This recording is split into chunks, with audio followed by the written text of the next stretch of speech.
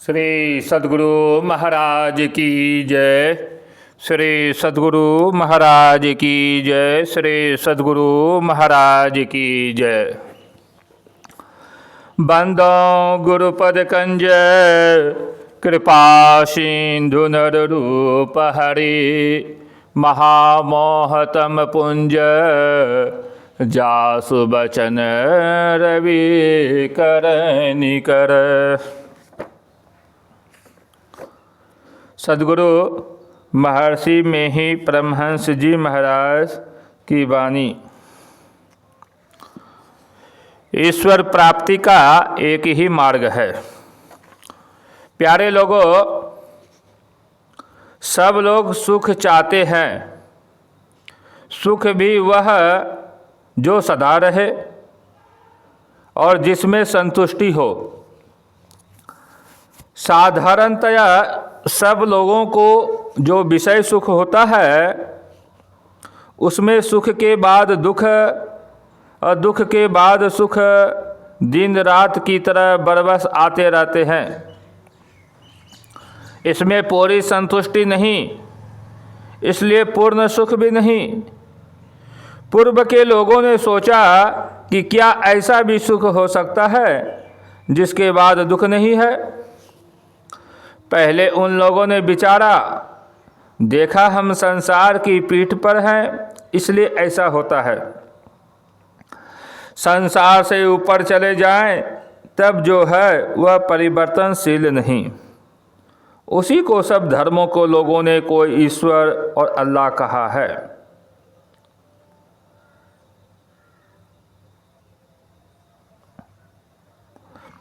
वह संसार से बिल्कुल उल्टा है। संसार को पहचानने से पूर्ण सुख नहीं मिलता, पूर्ण संतुष्टि नहीं मिलती, किंतु संसार के परे का जो पदार्थ है उसको पाने से पूर्ण संतुष्टि और पूर्ण सुख होगा। संसार के सुख को इंद्रियों से प्राप्त करते हैं, किंतु उस सुख को इंद्रियों से छू नहीं सकते। हमारी देह इंद्रियां माया से बनी हुई है। इसके अंदर उस प्रभु का अंश जो इस शरीर में है उसी से उस सुख को पहचानेंगे।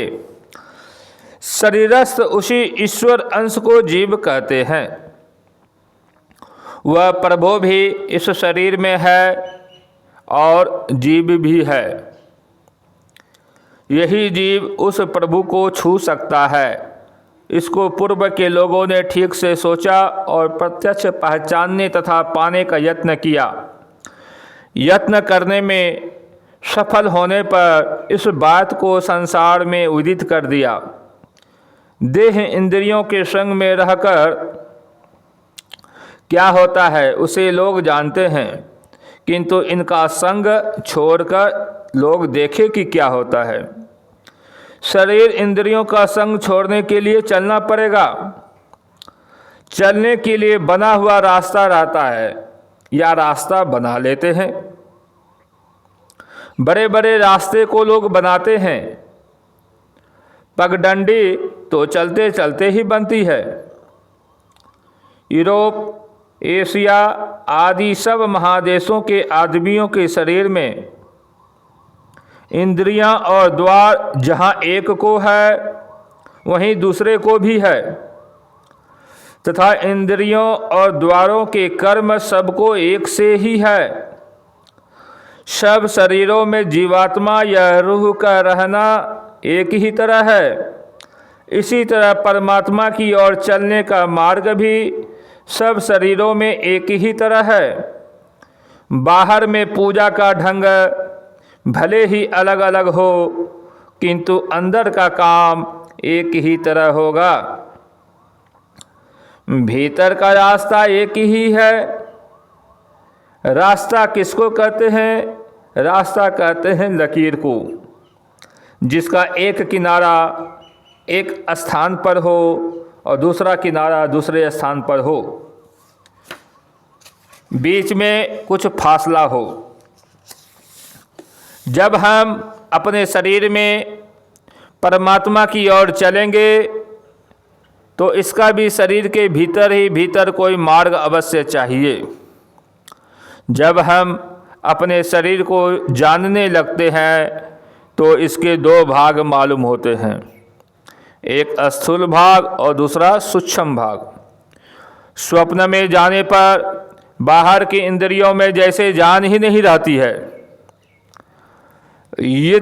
इत्र यदि कान में या कपड़े में लगा है तो जगने के समय उसका सुगंध मालूम होगा, किंतु स्वप्न में नहीं। जागने में जीवनी धारा, रूहानी धारा जिस स्थान में रहती है, स्वप्न में वहाँ से भीतर की ओर हो जाती है। तंद्रा के समय बाहर का कुछ खट खुट मालूम भी होता है और भूलते भी जाते हैं। उस तंद्रा या अदनिया में जानने में आता है शरीर की शक्ति भीतर को खींच रही है, गला झुक जाता है।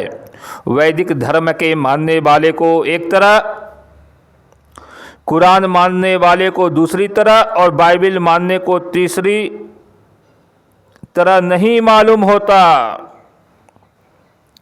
एक ही तरह मालूम होता है। इस तरह जाना जाता है कि सब कोई एक ही तरह भीतर में चलते हैं। चलने में एक चैन मालूम होती है। सब मजहबों के वास्ते ईश्वर से मिलने के लिए चलने में एक ही रास्ता है। किसी पहाड़ पर या किसी समुद्र के तट पर ईश्वर का दर्शन हो जाए संभव नहीं। पनडुब्बी जहाज से पानी के भीतर जाने पर भी वहाँ ईश्वर का दर्शन नहीं हो सकता।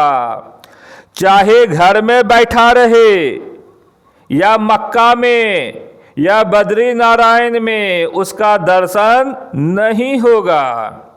किंतु इन स्थानों में कहीं भी रहें, अपने अंदर अंदर चले तो वहीं दर्शन होगा।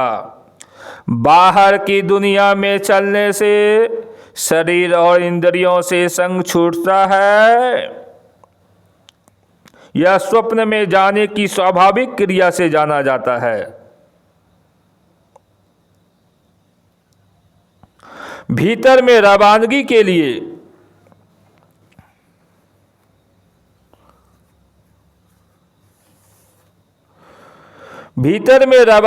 लिए ख्यालों को छोड़ना पड़ता है। बहुत चिंतित आदमी को नींद नहीं आती। चिंताओं को, ख्यालों को छोड़ने से अंतर में प्रवेश करेंगे, ऐसा पहले के लोगों ने सिद्धांत निकाला। किसी प्रकार का ख्याल नहीं रहे यह भी असंभव है। तो ग्रंथों में लिखा भी है कि अपने को किसी एक पर लगाओ। कोई राम, कोई शिव, कोई गुरु, किसी एक पर लगाते हैं। इसलिए हमारे यहाँ मूर्ति पूजन है कि बारंबार उसको देखो। बारंबार के दर्शन से उसका रूप अंदर में छप जाएगा, फिर उसका ध्यान करो। इसलिए नहीं कि केवल उसको दंडवत करके चले जाओ। लोग कहते हैं मिट्टी, पत्थर या धातु पूजते हैं, तो मिट्टी, पत्थर या कोई धातु नहीं पूजता है, वह तो उसकी शक्ल को पूजता है, ध्यान करता है। बौद्ध धर्म के लोग बुद्ध की बहुत मूर्ति बनाते थे, इसलिए कि मूर्ति बनाते बनाते उसका रूप उनके हृदय में छप जाता था। कोई भी लिपि लिखो, जब वह दिमाग में छप जाता है तब लिखते हैं। वैदिक धर्म के अंदर भी ऐसे लोग हैं जिनको किसी मूर्ति का ध्यान करना पसंद नहीं होता, किंतु कोई मोटा रूप अवश्य लेते हैं। आर्य समाज में नारायण स्वामी एक साधु हुए। वे पहले बड़ा गोलाकार, फिर छोटा एवं प्रकार से छोटा बनाकर ध्यान करने को कहते हैं। कोई ओम लिखकर ध्यान करते हैं, कोई अल्लाह लिखकर ध्यान करते हैं, कहते हैं चांदी जैसे चमकने लगता है।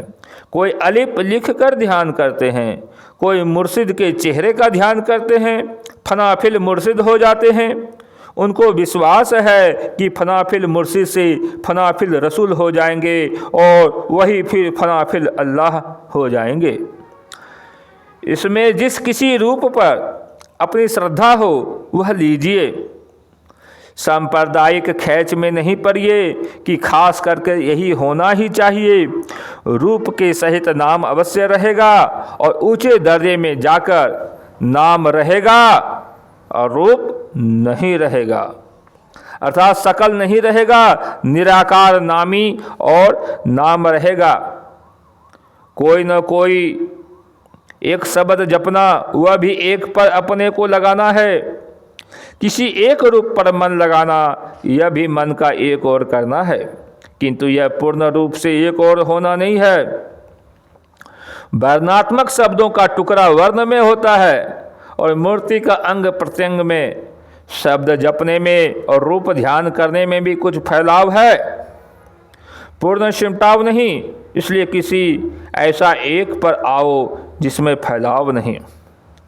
वही है नोक्ता या बिंदु, उसमें फैलाव नहीं है। देखने के यत्न से देखो, इसको मन से बनाने की आवश्यकता नहीं। पेंसिल की नोक जहाँ रखेंगे वहीं बिंदु बनेगा, उसी प्रकार दृष्टि की नोक जहाँ रखेंगे वहीं ज्योतिर्मय बिंदु का उदय होगा। किंतु इसका गुर किसी गुरु से जानना चाहिए। एक स्थान पर दृष्टि धारों के आकार टिकने से बिंदु उदय होता है और पूर्ण सिमटाव हो जाता है।